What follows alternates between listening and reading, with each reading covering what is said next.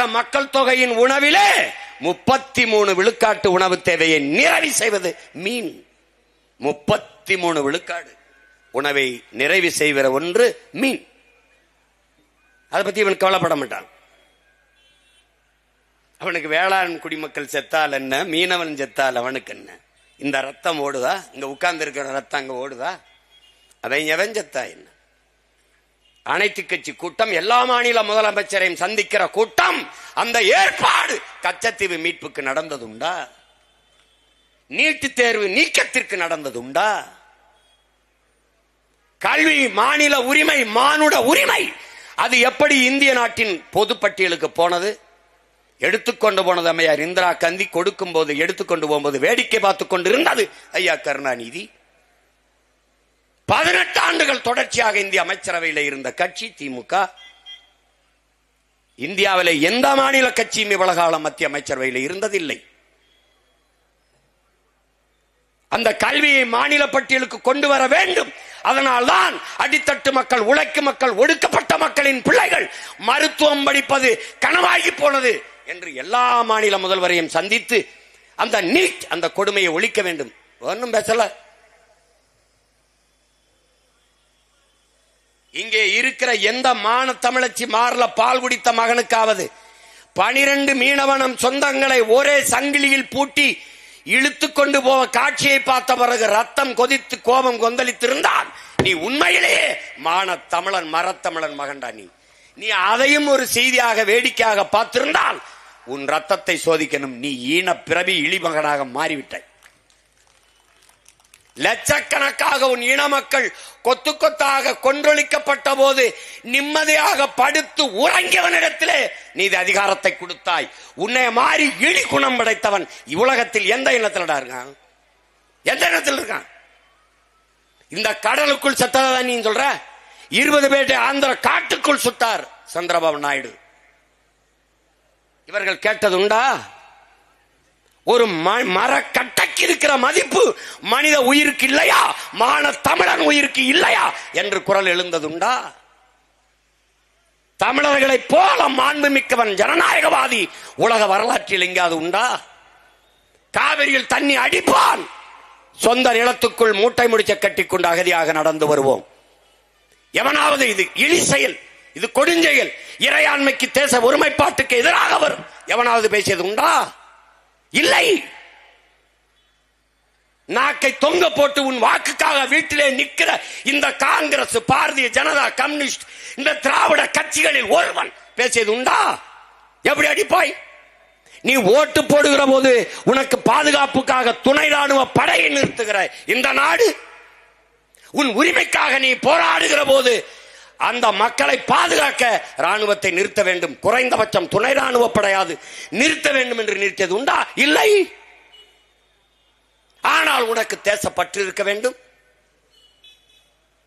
எப்படி இருக்கு? தவிச்ச வாய்க்கு தண்ணி வாங்கி தர முடியாத அரசின் மீது, நாட்டின் மீது, தேசத்தின் மீது உனக்கு எப்படி பற்று வரும்? எப்படி வரும்? எவ்வளவு பெரிய வேடிக்கை, எவ்வளவு பெரிய கொடுமை! இந்த கடலுக்குள் செத்து விழுகிற மீனவன் செத்து விழுகிறான், அல்லது மீனவன் கைது செய்யப்படுகிறான், படகு பறிக்கப்படுது வச்சுக்க. இந்த நாடும் ஏடும் அல்லது சட்டமன்றமோ நாடாளுமன்றமோ ஒரு இடத்திலேயாவது இந்திய மீனவன் சுடப்பட்டான், இந்திய மீனவன் சிறைபிடிக்கப்பட்டான், இந்திய மீனவனின் படகு பறிக்கப்பட்டது, அவன் வலைகள் கிழிக்கப்பட்டது, அவன் தாக்கப்பட்டான் என்ற செய்தி படிக்காது, பேசாது, பேசியதில்லை. எடுத்து பார்வேன்னா, தமிழ் மீனவன் தாக்கப்பட்டான், தமிழ் மீனவன் கைது செய்யப்பட்டான், தமிழ் மீனவர்களின் படகு பறிக்கப்பட்டது, இதுதான் பேசுவார்கள்.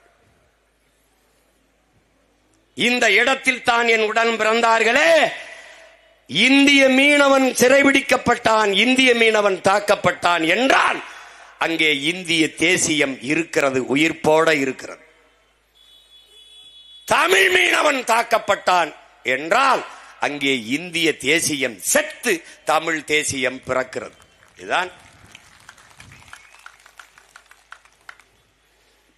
இந்த நாட்டில். இங்கே பேசிய என் தம்பிகள் கூட ஜெய்ஹிந்த் என்று சொல்கிறார். அது காரணம் எங்களுடைய தாத்தா தெய்வ திருமகன் முத்துராமலிங்க தேவர் அவர்கள் தேசப்பற்றோடு அவர் தேசியமும் தெய்வீகமும் மென்னிரு கண்கள் என்று முழங்கியவர். ஒருவேளை இன்று எங்கள் தாத்தா தெய்வ திருமகன் முத்துராமலிங்க தேவரும் எங்கள் தாத்தா பெருந்தலைவர் காமராஜரும் இன்று இருந்தால் எங்களை முந்திக் கொண்டு தமிழ் தேசியம் பேசியிருப்பார்கள். நாங்கள் பேசுகிற அரசியலை விட 1000 மடங்கு தீவிரமாக பேசியிருப்பார்கள். ஏனென்றால் இந்த நாடு என் நாடு. வரலாற்று பூர்வமான விவாதத்திற்கு வா. இந்த நாட்டின் அரசியல் சாசனத்தை எழுதி கொடுத்த புரட்சியாளர் அண்ணல் அம்பேத்கர் உலகத்திலே ஆகச் சிறந்த கல்வியாளன். நான் சொல்லல, நான் சொன்னா கூட நீ நம்புறதுக்கு மறுப்ப. ஆஸ்திரேலியா நாடு என் உடன் பிறந்தார்களே, ஆஸ்திரேலியா நாட்டின் பிரதமர் உலகத்தின் தலை சிறந்த கல்வியாளன் சிலையை நாங்கள் திறக்கப் போகிறோம் என்று போனார்கள். காட்சி காட்டப்படுகிறது. எல்லோரும் ஆவலோடு எதிர்பார்க்கிறார்கள், யார் உலகத்தின் தலை சிறந்த கல்வியாளன். அங்கே சென்றார். ஒரு அறையிலே, ஒரு அரங்கிலே சிவப்பு துணி, வெல்வெட்டு துணி, பட்டு துணி போர்த்தி ஒரு சிலை மறைக்கப்பட்டிருக்கிறது.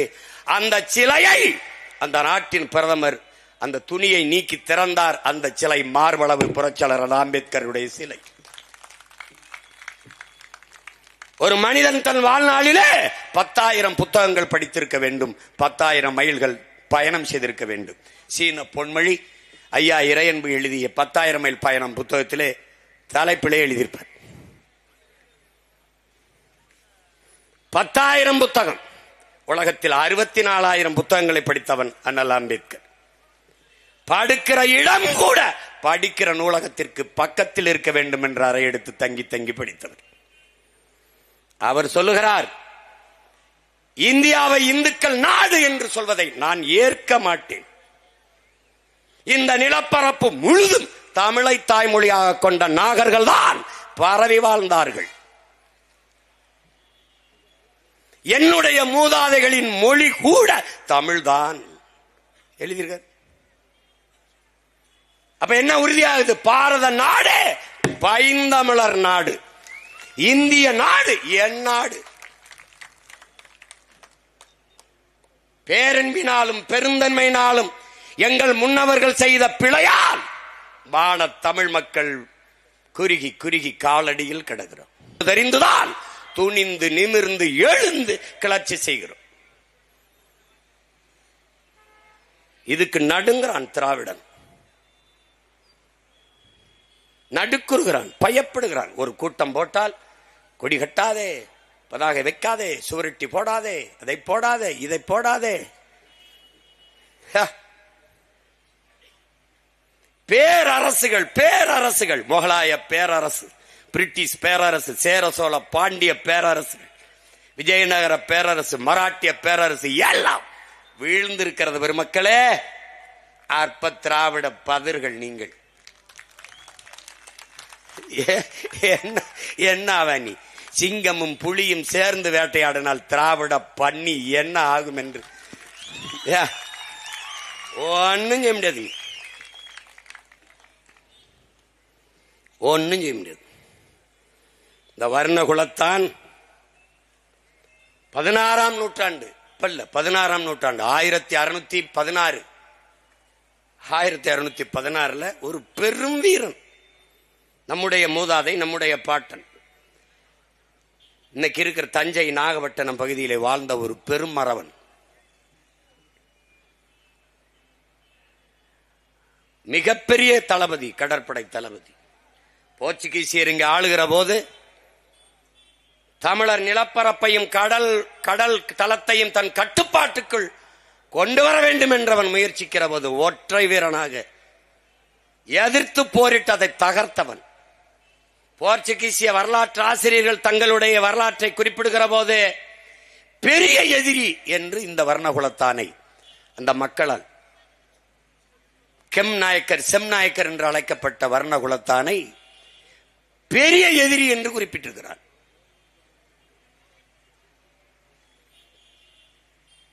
போர்க்குண காதலன், போரையே காதலித்தவன் எழுதியிருக்கான்.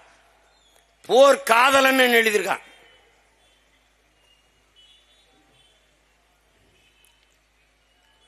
அப்படிப்பட்ட வீரன் வளைகுடாவின் சுறா என்று வர்ணிக்கப்பட்ட, வரலாற்றாசிரியர்களால் குறிக்கப்பட்ட, அதுவும் அவன்ல எந்த போர்ச்சுகீசிய காலனி ஆதிக்கத்தை எதிர்த்து போராடினாரோ அவன் தன் வரலாற்று குறிப்பில் எழுதியிருக்கான் வளைகுடாவின் சுறா என்று. அந்த வர்ணகுலத்தினுடைய வாரிசுகள் நாம். இந்த கிழக்கு கடற்கரை பகுதியும் யாழ்ப்பாணத்தையும் பெரும் தளபதியாக, வீரமக்க தளபதியாக நின்று காத்து நின்ற தளபதி என்பதால் அன்னைக்கு அந்த நம்முடைய ஈழத்தாயகத்தை நாண்ட, இலங்கை மண்ணை ஆண்ட நம்முடைய மூதாதை சங்கிலியான் யாழ்ப்பாணத்தை காக்கிற படை தளபதியாக அவரை நியமித்திருக்கிறார். கடலையே கட்டி காத்த காப்பாற்றிய அந்த வர்ணகுலத்தானுடைய வாரிசுகள் கடல்ல கால் வைக்க முடியல.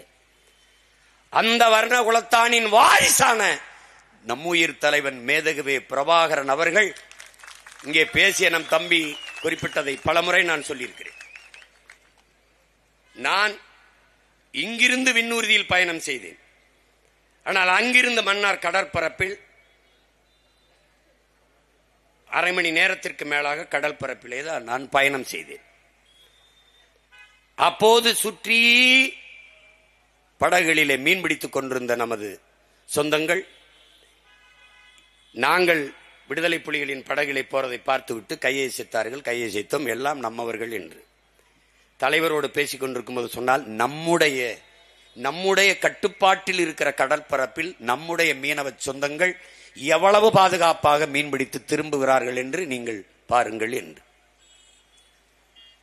என் அன்பு தம்பி தங்கைகளே, என் அருமை உடன் பிறந்தார்களே, இன்னி ஒன்றும் நம்மளை செய்ய முடியாதவர்களால் தலைவர் 35 ஆண்டுகளாக தமிழீழ மண்ணிலே அந்த போராட்டத்தை, வீரஞ்செறிந்த அந்த விடுதலை போராட்டத்தை, தாய் மண்ணை மீட்க காக்க போராடி அந்த புரட்சிகர விடுதலை போராட்டத்தை தொடர்ச்சியாக உறுதியாக தளர்ச்சியின்றி செய்ய முடிந்தது என்றால் அதற்கு காரணம் கடற்பரப்பிலை வாழ்ந்த நம் மீனவ சொந்தங்கள் என்பதை என் அன்பு தம்பி தங்கிகள் மறந்துவிடக்கூடாது.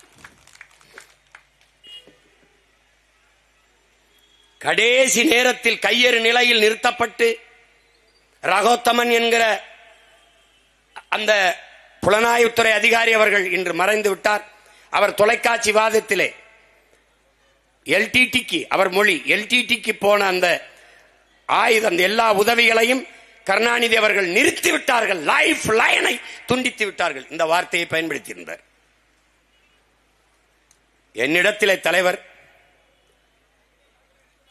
அம்மையார் ஜெயலலிதா அவர்கள் நம்மவர்களை பிடித்து சிறையில் போட்டாலும் கடற்கரையில் என்னை கண்டுகொள்ளவில்லை.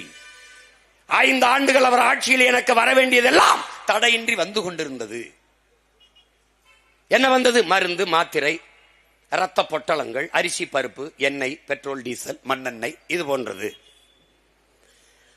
ஆனால் இவர் நம்மவர், தமிழ் தலைவர் என்கிறார்களே, இவர் வந்துவிட்டால் என்றால் கடற்கரையை சுத்தமாக இறுக்கி மூடிவிட்டார். எந்த அத்தியாவசிய பொருளும் உள்நுழையவில்லை, கொண்டு வர முடியவில்லை.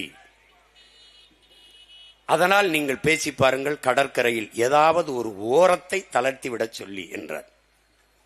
வந்தேன், அந்த செய்தியை சொல்வதற்கு பலமுறை முயன்றேன், அவர் தவிர்த்தார். தொடர்ச்சியாக இடைவெளி, நம் இனம் மொத்தமும் செத்தது, ஒரு சகித்தார்கள். நம் இனத்தின் பிணத்தின் மீது நாற்காலியை போட்டு பதவி அனுபவித்தார்கள். 1.5 ஆண்டு காலம் தொடர்ச்சியாக சிறைக்குள் தனி சிறை. நானும் புத்தகங்களும் மட்டும்தான். இருளில் புத்தகங்களை இந்த குறைந்த வெளிச்சத்தில் படித்து கொண்டிருக்கும் போது ஒரு முடிவெடுத்தேன், உங்கள் மகன் இவர்களை ஒழித்தாலே ஒழிய நம் இனத்திற்கு விடுதலை இல்லை. இவன் ஒப்புக்கு அழுவான், உளமாற அழமாட்டான். இவன் நம்மை ஆள வேண்டும் என்று துடிப்பான், நம்ம வாழ வேண்டும் என்று நினைக்க மாட்டான். இவன் நம் மரணத்தை ரசிப்பான், ரத்தத்தை ருசிப்பான். நம் அக்காதங்கை தாலி அறுத்து நாம் அழுதால் நம் ஓலமும் ஒப்பாரியும் அவனுக்கு இசை போல இனிக்கும். ஏன்? அவன் திராவிடன். நமக்கு வலிக்கும். ஏன்? நாம் தமிழர்கள். நிலம் வேறு, தொழில் வேறு, ஆனால் மொழியும் இனமும் ஒன்று, ரத்தமும் சதையும் ஒன்று. அதனையும் புரிஞ்சுக்கணும். அவன் தொழிலால் மீனவன், நான் தொழிலான் வேளாளன், நான் செய்கிற தொழிலால் குயவன், நான் தொழிலால் வண்ணான், நான் தொழிலால் மருத்துவன், நான் தொழிலால் தச்சன். ஆனால் மொழியால் இனத்தால் நாங்கள் தமிழர்கள்.